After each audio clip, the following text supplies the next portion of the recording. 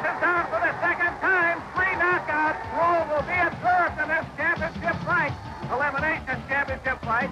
Thinks that he goes down again, it's all over. He cannot be saved by the bell. It's all over. We got a new heavyweight champion of the world. No one could hold them back. Out in the heat they tried for the strong.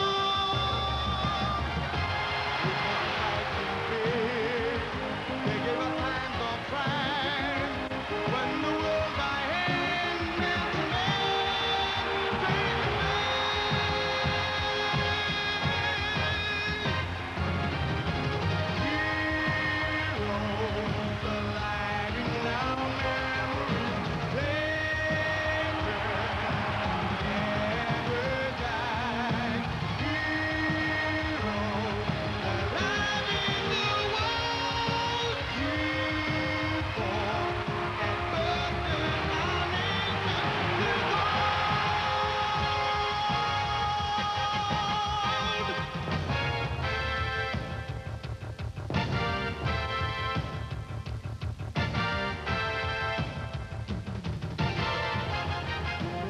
Seven world champions, 6 Olympic gold medalists, 9 Empire titles, and a host of boxing heroes. The Champions Arena, man against man. The ultimate test of strength, cunning, and courage. Join us now as we trace the path of boxing in South Africa from its birth up to our modern era of the fighters.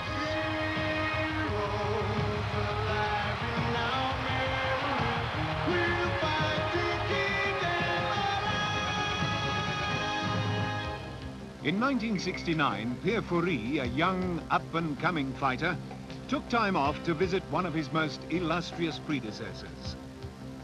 An elderly man, wheelchair-bound, in a home for the chronically ill, whose own professional career started exactly 40 years before.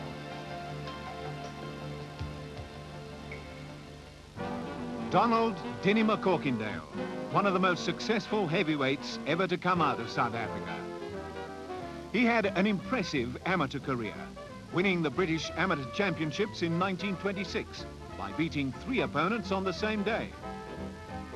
Fate played its part in the Olympics in Amsterdam in 1928, when McCorkindale fell ill and was unable to continue further than the semi-finals. Shy Mac, as he was known, made an explosive entrance into the paid ranks by knocking out Alex Storbeck in the second round. He then broke Dave Voigt's jaw with 2 punches and demolished Tom Squires in 5 rounds. McCorkindale, in only his 8th professional fight, beat an aging Johnny Squires with a 12th round knockout to win the national heavyweight title in 1930. In the later 1920s, All-In Wrestling became a serious rival to boxing. Henry Erslinger, seen here playfully attacking McCorkindale, was regarded as the father of wrestling in South Africa.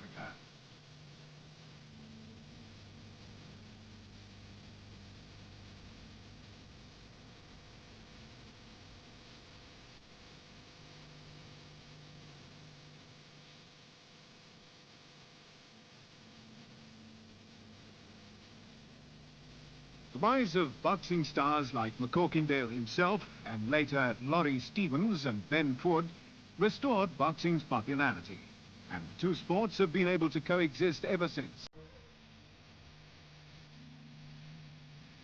There's no doubt, however, that the legendary Masked Marvel, later to be revealed as Johannes van der Walt, was one of this country's biggest sports celebrities of the 30s.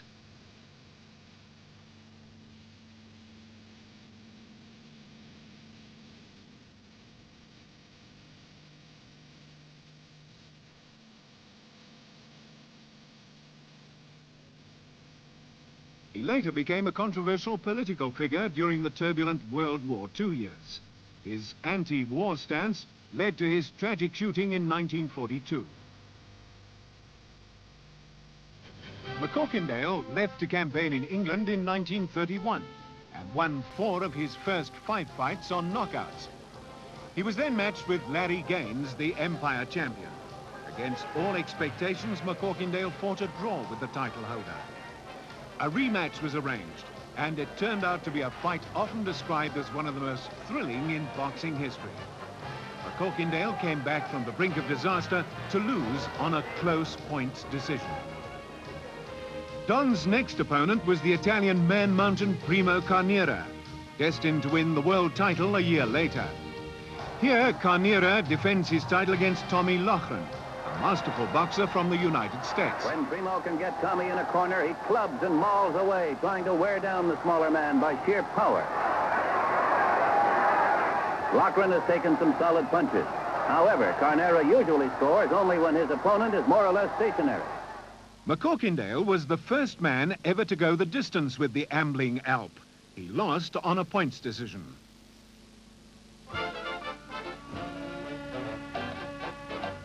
The famous author George Bernard Shaw, seen on a visit to South Africa after the fight, was at the ringside and wrote, "When I came here, I thought it would be hopeless for McCorkindale to stand up for more than a few minutes to the giant. It was no good anybody trying to fight Carnera as if he was an ordinary man. He requires a special technique. To begin with, he's got a special shaped jaw that you can't hit." After 5 more victories in England, McCorkindale returned to South Africa to enormous public acclaim.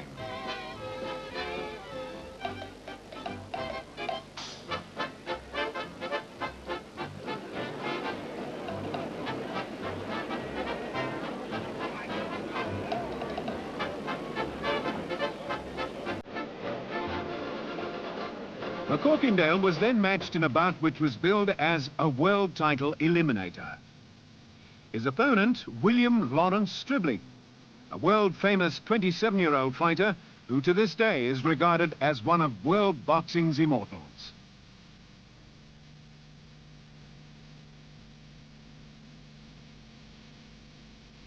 Stribling, a keen pilot, enjoyed a flight over Johannesburg.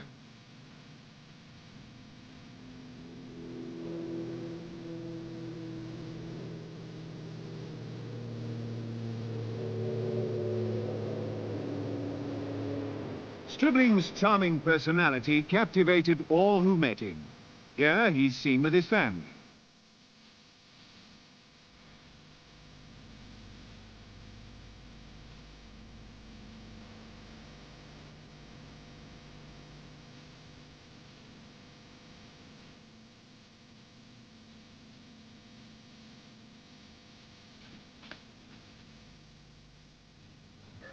The old Ellis Park Rugby Stadium was packed on the night of December the 17th, 1932, for what was certainly South Africa's most talked about fight since Cooper beat Bendorf in 1889. On my right.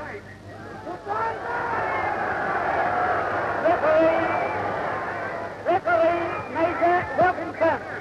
Judges Mrs. Pat McCarthy and Bassett Davis. Timekeepers Mrs. Jeppes and Victor. A torrential rainstorm just before the bout started put a dampener on things, as there was no cover. Sawdust, which was collected from a nearby butcher, was scattered on the soaked canvas in an attempt to make it more presentable. Ringsiders were alarmed as they saw entrails, slivers of bone and bits of meat sticking out all over the place. But nevertheless, the bout got underway.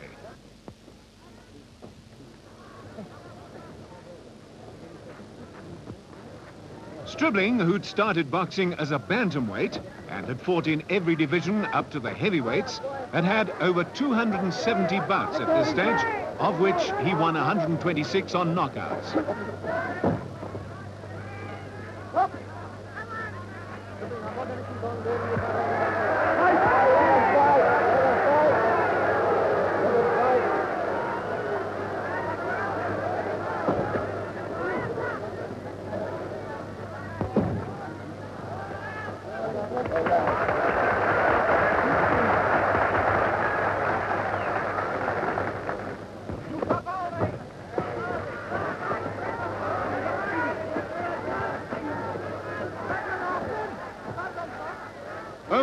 the contest was disappointing, with neither McCorkindale nor Stribling throwing a punch in aggression throughout the 12 long rounds. Both boxers concentrated on defense, and there were more clinches than in the average MGM film of the time.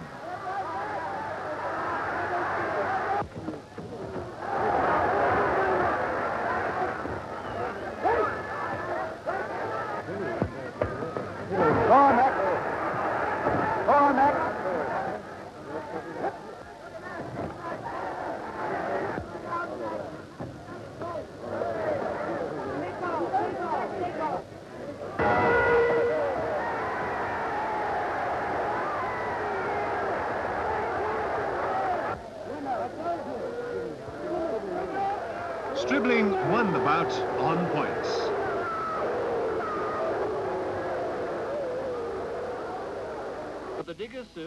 National disappointment was tempered soon afterwards by the discovery of the Yonker diamond. Seen with his son flashed round the world. The Yonker diamond of 726 carats was the fourth largest ever discovered. Bought by Sir Ernest Oppenheimer of the Diamond Corporation for £63,000, it was sold in America for $145,000 and cut into 12 separate gems. McCorkindale, seen here in publicity stills, did well enough with a 10-round knockout win over Larry Gaines and a major win over heavyweight contender Patsy Peroni in New York to be ranked the 5th best heavyweight in the world. This was the highest world rating enjoyed by a South African heavyweight until the era of Mike Schutte. Kali Knutzer and Gerrie Coetzee. In December 1933, McCorkindale suffered a back injury in Chicago in a bout against a top-rated heavyweight challenger, King Levinsky. This, to all intents and purposes, spelt the end of his career. He never again regained his old form. Eventually, unable to get any fights, he turned to make a living as a labourer and as a bit part player in feature films in Britain. In the mid-40s, his wife, Chrissy, who was the daughter of manager Ted Broadrib, divorced him to marry his stablemate, Freddie Mills. However, there was no bitterness, and McCorkindale accompanied Mills on his visit to Johannesburg to meet Nick Vormerans in 1945. McCorkindale never returned to England.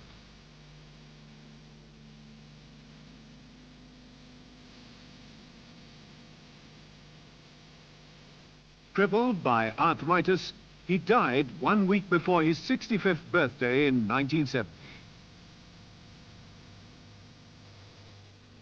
Colourful, exciting Ben Ford, born in the Free State, was raised in Natal. Was to follow McCorkindale as the South African heavyweight hope of the 30s.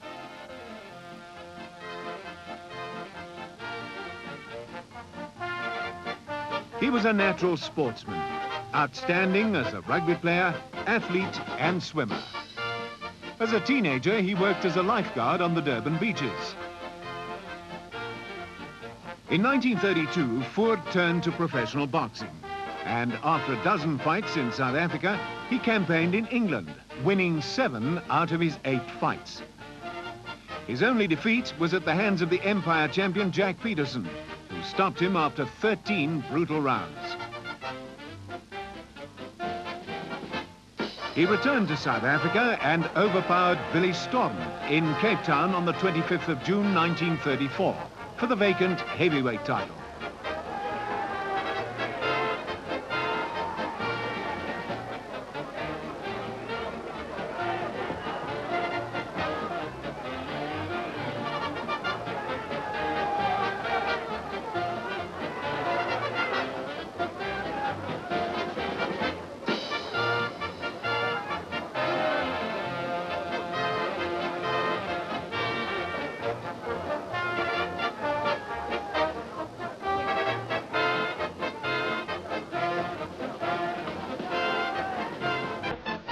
An easygoing man of great charm, seldom took his training seriously.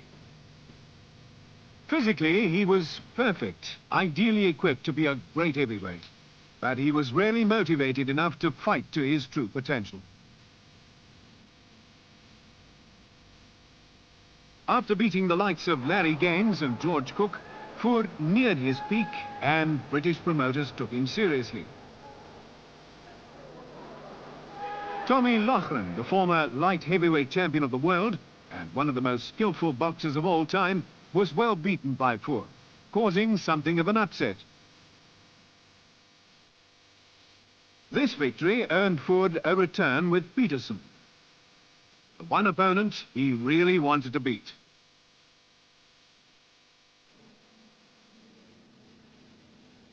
We're at Jack Peterson's camp, where he's training for his championship fight with Ben Ford. He looks as though he's having a good time, but he's in deadly earnest. I am feeling very fit and looking forward to my fight with Ben Ford. I'm sure it'll be a good contest, and may the best man win. That's the stuff. And here is Ben Ford. Leapfrog is part of his training diet. And there's some work on the heavy bag. And it's rumored that Ben Ford has developed a terrific right-hand punch. We'll see when the big fight comes on. There he is, practicing that right-hand punch and a way of tightening up his stomach muscles, getting in shape for the London bus rush at 5 o'clock. And there's another way of tightening up the stomach muscles, and you can do this in your own living room. Now he's sparring in the ring with his partner, Eddie McGuire, taking some punishment about the body, hardening himself up for his contest. Isn't he a fine-looking chap? Ben Ford, the South African. And now the night of the big fight, Jack Peterson wearing his famous green dressing gown. Jack Peterson! What a roar of applause he's getting from the Welsh contingent. And now for Ben Ford. On my right, Ben Ford! His fiancée is sitting just below him, dressed in white. What a beautiful picture she is. Now they're sparring. There's the first round, and they've come out into the center of the ring. Peterson tries to shoot out his left hand, but Ford ties him up in the center. Peterson lashes out with that left again, but Ford rode the punch nicely and came back with his left. And Peterson's crouching low, waiting to bring in that left hand. They're measuring each other up. Peterson shoots in that rapier left of his, and it lands this time. Once again, that left comes over, but Ford backs away nicely and times it. He brings over a terrific right-hand cross, which misses. Peterson backs him into the corner. Now they're sparring there, and Ford shoots out a left. And that's the end of the round. They're coming up to the third round now. Ford is determined. You can see it in his eyes as he rushes back Peterson back to the rope. And Peterson stung into action and drives Ford back, but Ford is relentless, and he brings over that right hand. And there's Peterson against the ropes, and Peterson goes down for the count. There he is, taking the count, and he comes up at 7. And Ford is relentless now. Ford senses victory, and he drives Peterson back to the ropes. Peterson staggering, and once again, Peterson hits the canvas. But Ford comes in after him. Jack Peterson is almost helpless against the ropes. He's just covering up, barely hanging on. Ford comes in close. Peterson ties for dear life. He sees the championship slipping away from him, the championship he's held since 1932. He's badly cut up. The referee steps between them, breaks that clinch, and Ford tears in again. More rights and lefts to Peterson's head, and he practically pulls Peterson to the canvas. The referee steps in between them and stops the fight. The referee has stopped the fight. Ben Ford wins the heavyweight championship of Great Britain and the British Empire. Ford enjoyed immense popularity in England, and the news of his victory had the whole of South Africa in a state of excitement. Ford is the winner! Now meet Ben Ford. Well, I'm very glad that I'm the first South African to win the British and Empire title. I wish to thank the British public for the jolly fine sportsmanship like manner in which they've taken it. Thank you very much. I, too, am very proud of you, Ben. Shortly after his great victory, while in training for an upcoming fight against the tough German Walter Neusel, Ford was involved in a motor accident in which a cyclist was killed. The big South African was deeply upset and wasn't at his best against Neusel. The big German won on a controversial points decision. Ford then lost a points decision to Tommy Farr, who a few months later became one of the few challengers ever to go the distance with the mighty Joe Louis. These defeats did no harm to the charming Ford's popularity.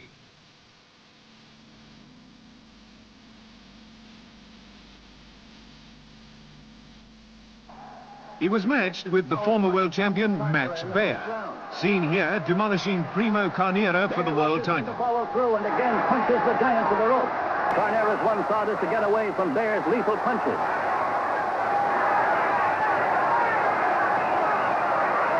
The referee intercedes, points Bayer to a neutral corner. Max steps away but returns to launch an attack with both hands. Carnera is trying to keep his left out to fend off the attack.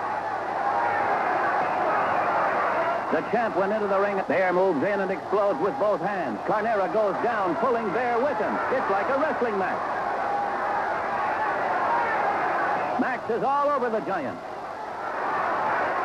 He follows left with right, and for the third time, both are down.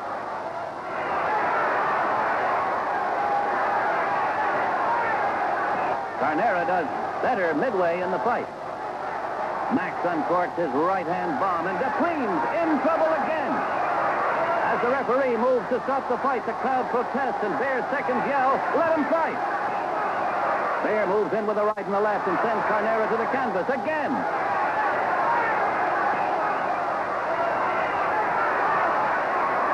Carnera has floored 3 times in the 10th, but he refuses to take even a breather.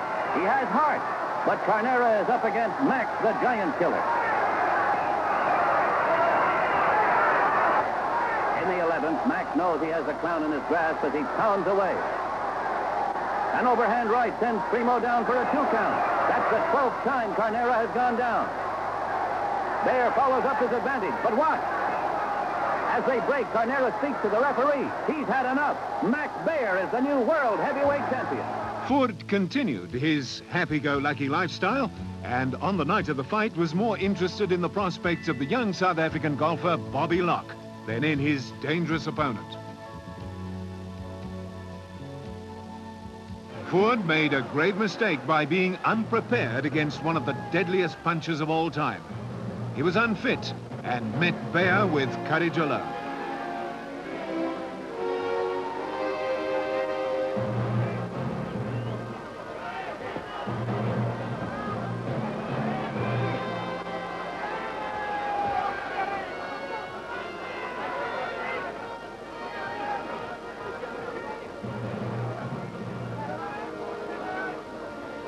Ford was dropped 4 times in a bout which ended in the 9th round. Afterwards, Ford admitted that he couldn't recall much of the fight and that he was contemplating retirement. However, a big payday lured him to Germany, where he was to meet another former world champion, Max Schmeling, who was then preparing for a rematch with Joe Louis. Schmeling had created a sensation by being the first man to beat the amazing Louis.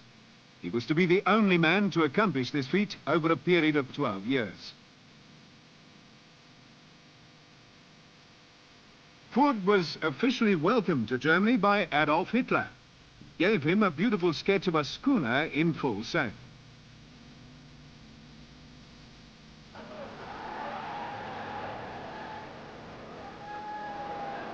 Ford, fitter than usual, put up a good performance and managed to go the distance with the hard-hitting Schmeling. The victorious German said the following on a radio interview relayed all over the world. Ford fought an extremely brave fight. He's too good to be knocked out, much tougher than I expected. And on this form, I think he's better than Tommy Farr. But Ford's career was going steadily downhill. He returned to South Africa and retired from the ring. However, he was soon lured back to meet Buck Everett of the United States. Everett was an experienced trial horse who had the dubious honor of having been knocked out by Jack Dempsey and Joe Louis. An international heavyweight 10-man contest between Buck Everett, the American KO King, 13 stone 10.5 on my left.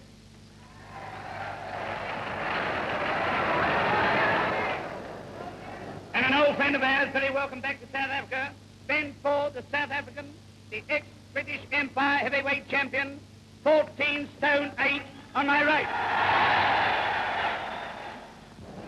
There's a great fight in store for the 5,000 people packing out the Johannesburg Wembley ice rink. Opening in business-like manner, Buck Everett chases Ford to the ropes. Ford advances and gets in a left swing to the body. The South African punches have a lot of power behind them.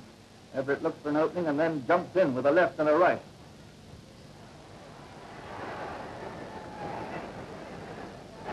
Everett works Ford into a corner and they go into a clinch. They don't seem to know quite whether they're here to box or to wrestle. Come on there, break or kiss him.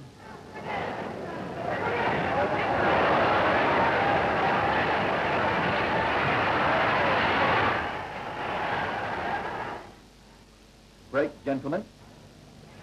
Another clinch and another separation. And there's so many separations here that this might be Reno. Everett is one for holding. Okay, pup, keep your hair on. We'll play nicely.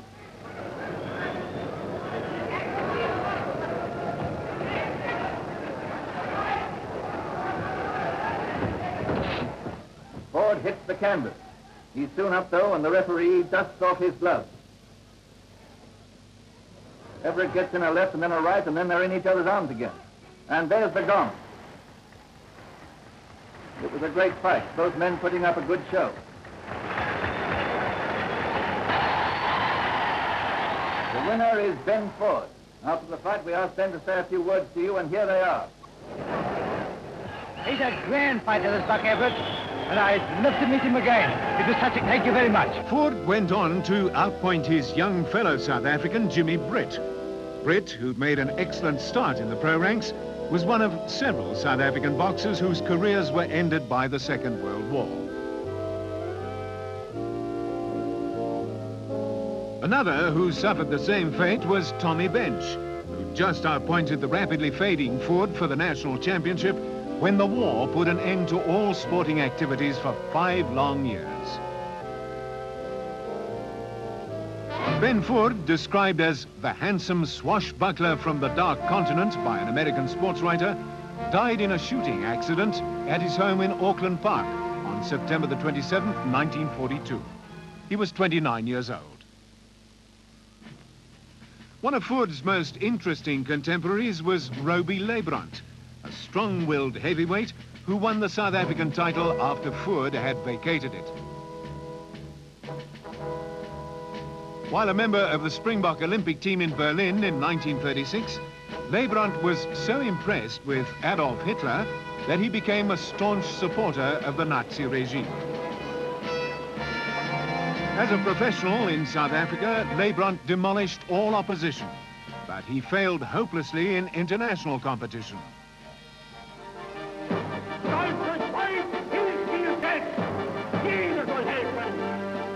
With the outbreak of the Second World War, Roby Leibrand disappeared into Germany, where he was indoctrinated by the Nazis.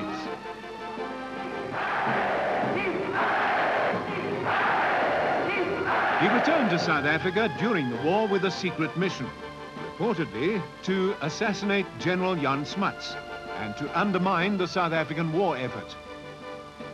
He was arrested and sentenced to death, but was reprieved and released a few years later. A harsh, uncompromising man, Leibrand spent the rest of his life as a controversial fighter of lost political causes. He died of a heart attack at the age of 52. In the next episode of The Fighters, one of the most admired of all South African sportsmen, Coetzee, another good right hand. Binks is down for the second time. 3 knockouts. Roll will be observed in this championship fight. Elimination championship fight. Binks, if he goes down again, it's all over. He cannot be saved by the bell. It's all over. We got a new heavyweight champion of the world. No one could hold them back. Out in the heat they tried for the strong.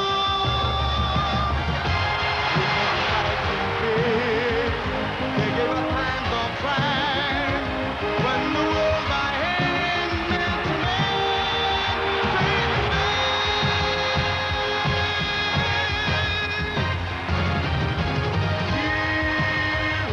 Heroes alive in our memories. Legends never die. Heroes alive in the world. You fought and burdened our nation with gold.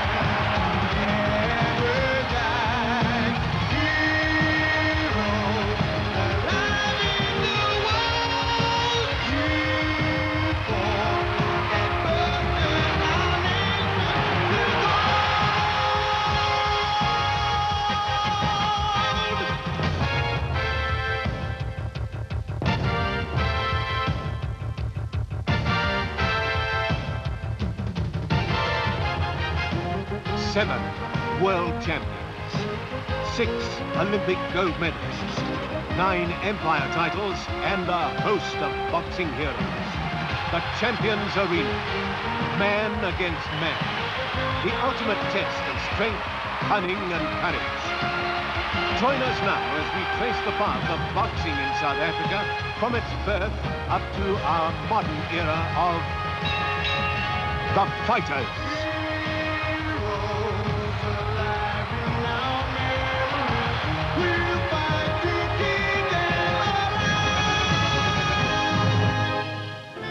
With the world dumped into the worst economic depression in history, escape from reality was the main theme of the 1930s. The cinema supplied a welcome retreat, with huge crowds gathering to see one of the first talkies to show in South Africa, Al Jolson's The Singing Fool.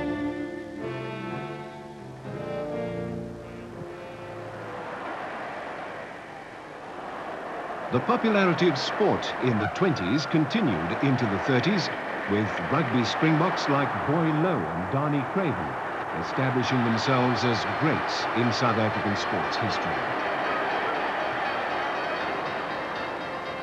There was a special hero of the 30s, though, one who stole the hearts of sports fans throughout the country. Laurie Stevens, a modest blue-collar worker who continued working as a mechanic during his spectacular ring career. Stevens, who earned his Springbok colours at the age of 17, is still one of the youngest sportsmen ever to represent South Africa in the international arena. As an amateur, he always wore a blue raincoat into the ring and eventually adopted it as his lucky charm. On one occasion he didn't wear it. He unexpectedly lost in the final of the 1930 Commonwealth Games in Canada. From then on till his retirement from boxing 15 years later, he never entered the ring without it. Laurie was a member of the South African team who competed in the 1932 Olympics in Los Angeles. They won 2 gold and 1 bronze medal, and with the exception of the 1948 team, were the most successful group this country ever sent to the Olympics. Eddie Pearce won a bronze medal in the middleweight division. As a professional, he was essentially a spoiler who could take punishment and, as such, proved a worthy opponent for the best of his time. He had an extensive career in the ring, and although never rising to great heights, Pearce can be regarded as one of the best middle and light heavyweights to come out of South Africa. Here, Laurie Stevens spars with Dave Carstens, who won the gold medal in the light heavyweight division. Laurie's two-fisted body attack was a hallmark of his style.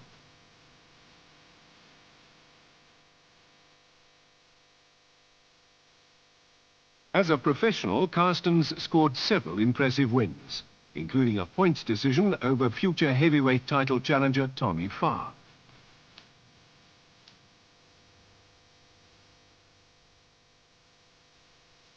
Carstens was very, very strong, very aggressive, and looked to me a very good fighter. I often wondered why he didn't go further than he did.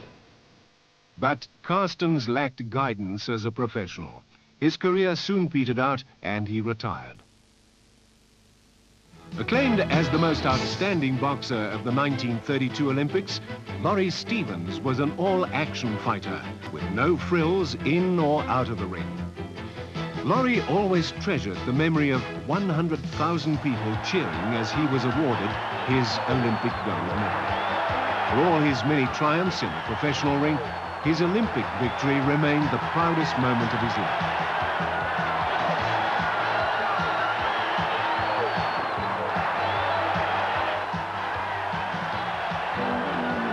On turning professional on the 3rd of December 1932, Stevens quickly outclassed all local opposition as he formed a lifelong friendship and professional partnership with trainer Johnny Watson, who was previously responsible for the development of Willie Smith, the boxing sensation of the 20s. Ginger Jones, the champion of Wales, was Stevens's first overseas opponent. Jones failed to stand up to Laurie's firepower and was easily beaten. Later that same year, The curly-haired youngster defeated the widely experienced George Purchase to win the South African lightweight title. At this stage, Laurie was regarded as unbeatable, and he continued his triumphant march to the top by beating the American Eddie Brink.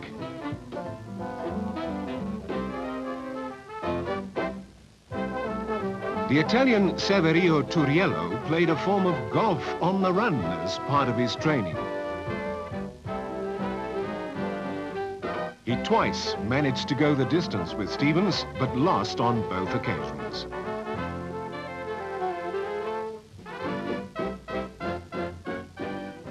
At this time, Generals J.B.M. Hertzog and J.C. Smuts formed a political coalition to lead South Africa out of the Depression years.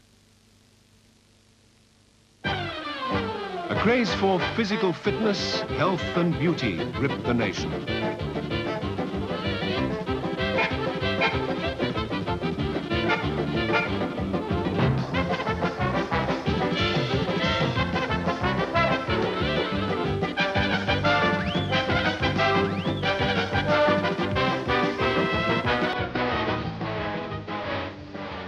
Stevens was always in top condition, and Watson never had to push him to train.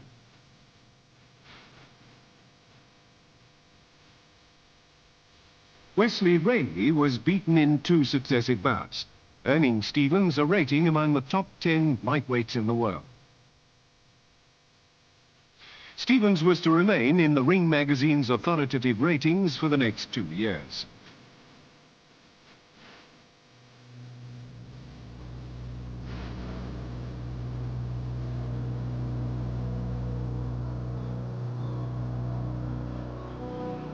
Aldo Spaldi, a hard-hitting Italian, arrived in late 1934 and was to show that Stevens was, after all, only a mortal. Stevens walked into a crushing right to the jaw in the second round. He struggled to his feet and staged an amazing comeback. Fighting entirely on instinct, he went on to win the thrilling encounter on points. Despite Laurie's sensational performance, he'd suffered damage to an optical nerve, and there was strong medical advice for him to retire. Instead, he decided to take an 8-month break from the ring and went overseas with his wife. They were well received in the United States and enjoyed a tour around Detroit. Returning to action, Stevens looked as good as ever. He defeated 3 opponents in a row, and promoter Tiny Dean set out to arrange a bout with Jackie Kid Berg, the British Empire lightweight champion. Kid Berg had fought in America against some of the world's best lightweights. He then came out to fight Laurie at the Old Wanderers, January 9, 1936. And this was an absolute dream fight. 2 fellas with the same styles, hammer and tongs all the way for the whole 12 rounds, and it really was, I think, the most sensational contest one could imagine. And I remember that Berg used some doubtful tactics which he gained from the American ring and was warned by the referee, I think it was Willie Corner, several times for using his head. He opened up a cut one of Laurie's eyes, but I think that in the end Laurie was too aggressive for him, in spite of Kid Berg's attacking qualities, and points decision in Laurie's favour was thoroughly well deserved. A bruised Stevens celebrated winning the Empire title by sharing a rare beer shandy with Watson and his father. Besides being the first South African to win a British Empire title, the victory earned Stevens worldwide recognition as a top contender for the title, which was held by one of boxing's greats, Tony Canzoneri. Canzoneri had met Berg on 3 occasions, with Berg winning 1 and Canzoneri 2 of the bouts. The hard-hitting Canzoneri's openness to a body attack, which was Laurie's most telling weapon, left the feeling that a Stevens-Canzoneri match could have resulted in a thrilling bout, with the decision going either way. Unfortunately, Canzoneri lost his title to Lou Ambers before a deal could be struck with him. Ambers refused to accept a challenge from the undefeated South African, claiming that he wanted nothing to do with them elephants and tigers in darkest Africa.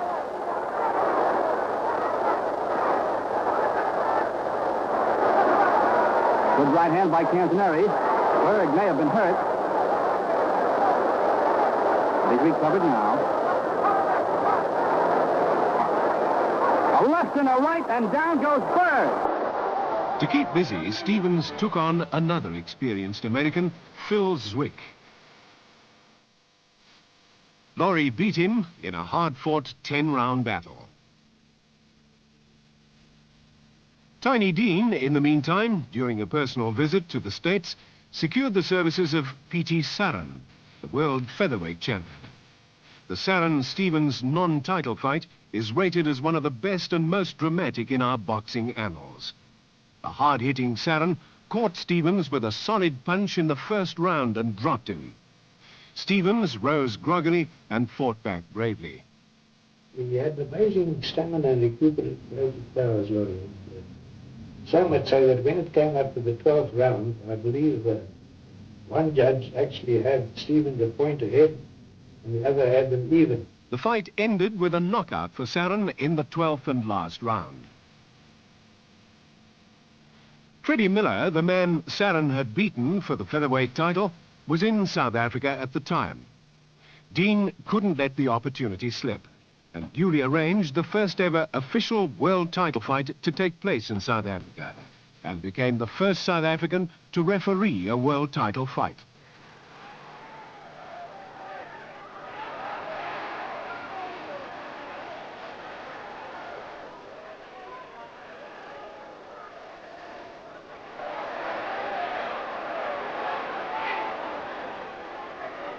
Saran won on points, and Ludwig Jaffert, the chairman of the boxing board, presented him with a specially made belt to mark the occasion. Despite his defeat to Saran, Stevens remained unchallenged as the biggest name in South African boxing.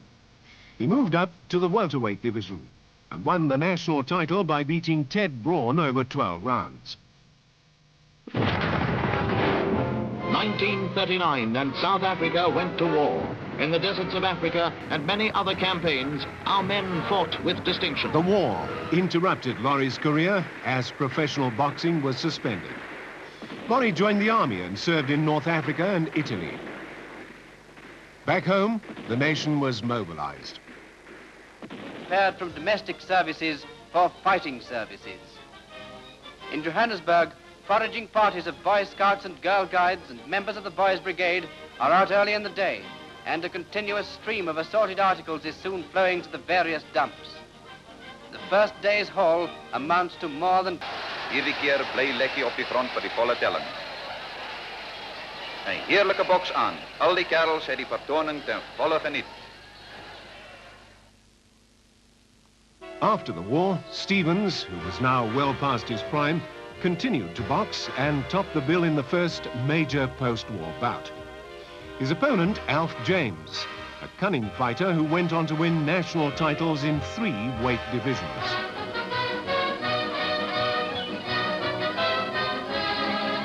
Laurie Stevens, national welterweight champion wearing his lucky raincoat, takes the ring for the title fight with Alf James, the challenger in South Africa's first big post-war contest. 10,000 people are present at the Wanderers Johannesburg to watch a 12-round battle between a veteran of the ring and a young contender out to make his name and fame in the boxing world. These pictures will show you some of the highlights of a stubbornly fought match. The start of the contest is fast, and for the first half of the fight, it is the challenger, Alf James, who does most of the scoring. In the close slugging rallies, James shows that he's a fine exponent and he puts up a splendid display.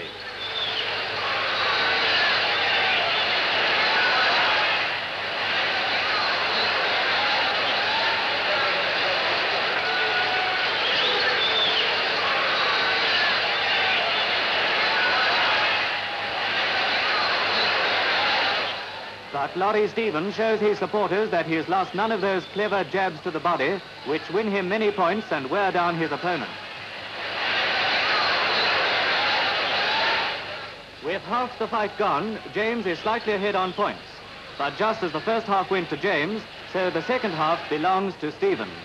The weight of his experience, as well as that of his punches, begin to tell, and he reduces the leeway with many scoring hits.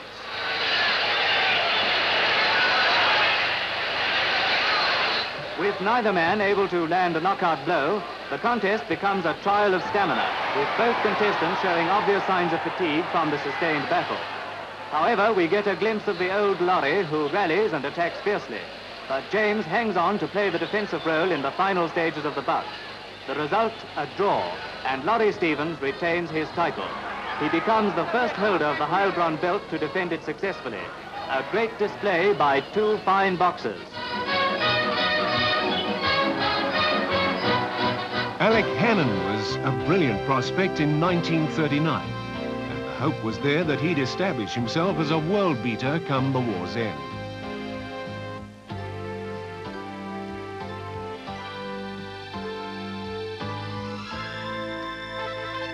Charlie Catterall, another of Stevens's contemporaries, boasted an impressive record and seemed destined for world honours before the war.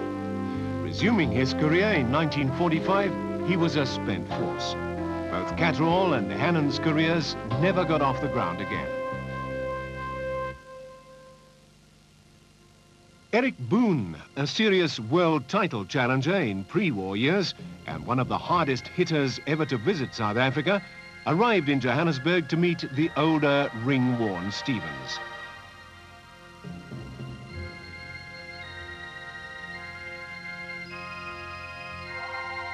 The date was set for the 27th of July, 1946. It was a bitterly cold night, an ill omen for what lay ahead. The ever-popular Willie Smith was the referee.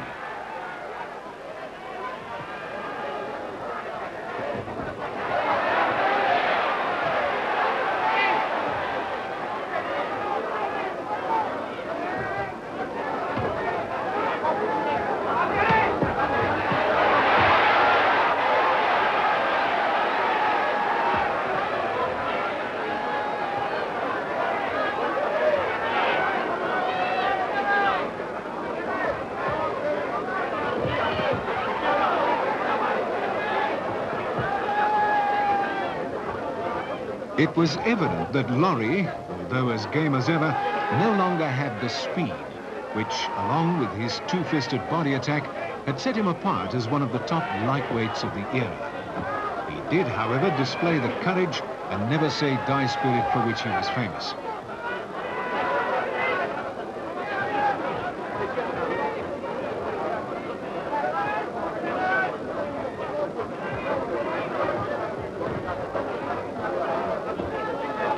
A devastating left hook had Laurie down in the first round.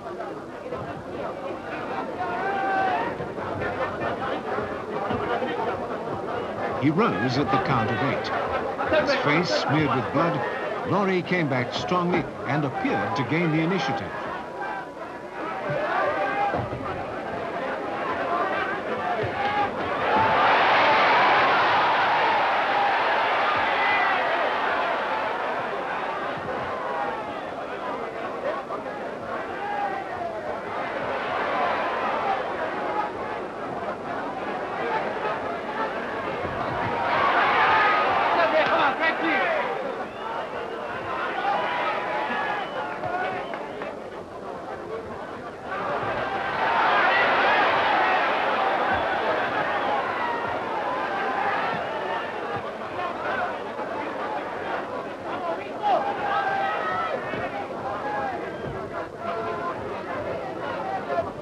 Laurie kept Boone backpedaling with a rapid body attack throughout the second round. The crowd howled their encouragement, and in the third round, it looked as if he'd overwhelm his younger opponent. While on attack, Laurie was caught with the left and went down.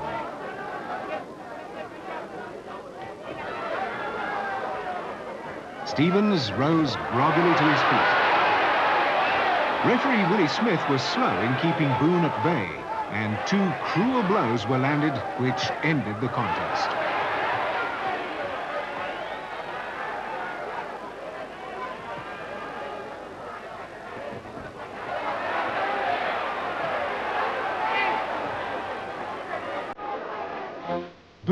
remained in South Africa for several years and enjoyed immense popularity.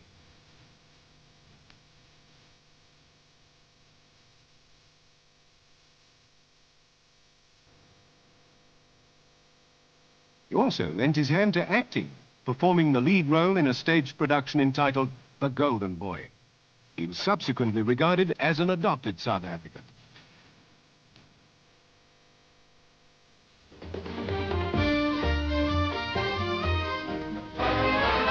Eric Boone meets Maurice Oisman of France at the Wembley Stadium, Johannesburg, in probably the best boxing program ever staged in South Africa.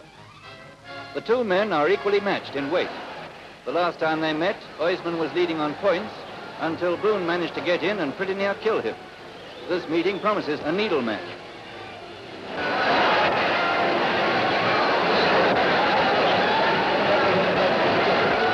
The first round produced an amazing incident.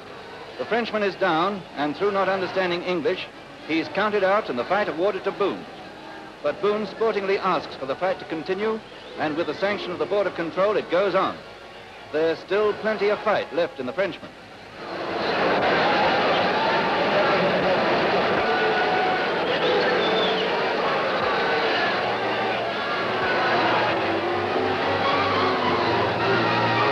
From now on, Boone is on the attack. Oisman is game, but he can't make much impression on the hard-hitting Boone.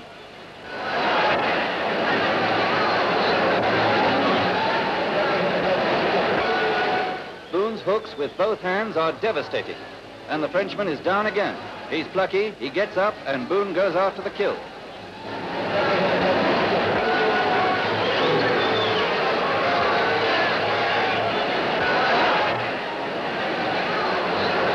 The Frenchman is down again, this time for the count of 9. He's taken terrific punishment. The fight's all one-sided now. Heaven only knows how he gets to his feet. Heaven only knows why he gets to his feet. This must be the end. He's battered and dazed. Even his pluck can't carry him far. But pluck he certainly has.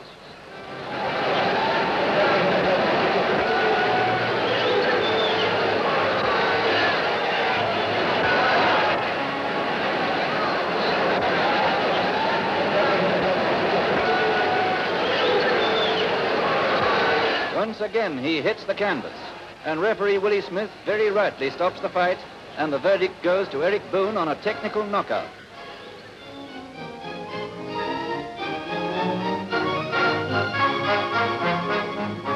Oisman was certainly a game loser, and Boone has the strange experience of winning the same fight twice. Laurie retired soon after the Boone fight. Well, I've hung up my gloves after 20 years of fighting. 20 years is a long time. But with your kind support, it has made it a thrilling experience. I've met many in the ring. And on the 2 occasions when the fight went against me, your support has softened the blows. So, thank you all. You've been swell.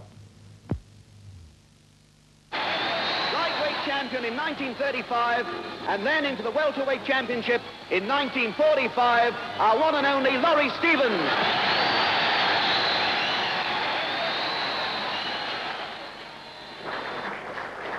Laurie, here being honored for his contribution to boxing, remained a popular figure throughout his life.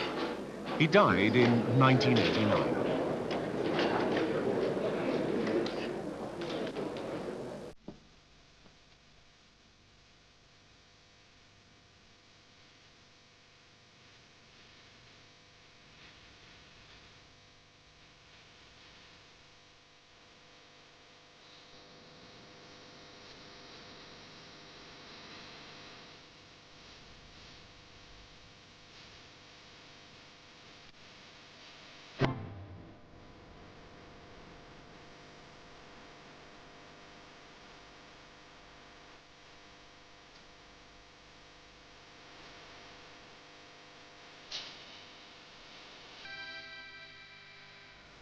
Lawrence Stevens, a true legend in South African boxing. In the next episode of The Fighters, a man who swept an entire nation into the clouds and gave them a dream.